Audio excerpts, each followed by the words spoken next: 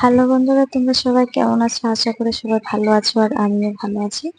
তো আজকে সোমবার, আজকে শিব পুজো। তো জানো শ্রাবণে সবাই পুজো করে। তো আমার মেয়ে শুয়ে রয়েছে, আমি ওকে রেখে চুপ করে উঠে গেছি, কেননা ও যদি জানতে পারে আমি উঠে গেছি তাহলে ও কান্না করবে। তো উঠে আমি স্নান করে নিয়েছি।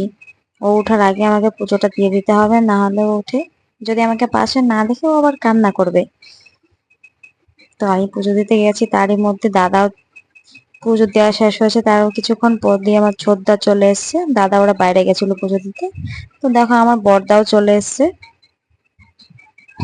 একজন বাইক নিয়ে, একজন স্কুটি নিয়ে গেছে। ওরা একটু দূরে গেছিল অবশ্য। তো আমিও যেতাম, যদি পুচকুটা একটু বড় হতো তাহলে আমিও যেতাম। আগে আমিও গেছি, তো এখন তো আর ওকে নিয়ে পারি না। তো দেখো আমার দাদা চলে এসছে, এসে দাদা বাড়িতে ঠাকুরের এখানে নমস্কার করলো। তো এই দেখো দাদা প্রসাদ নিয়ে এসছে। তো চলো, আজকের ভিডিওটা এতটুকু করছি। টাটা, বাই বাই, তোমরা ভালো থেকো সবাই।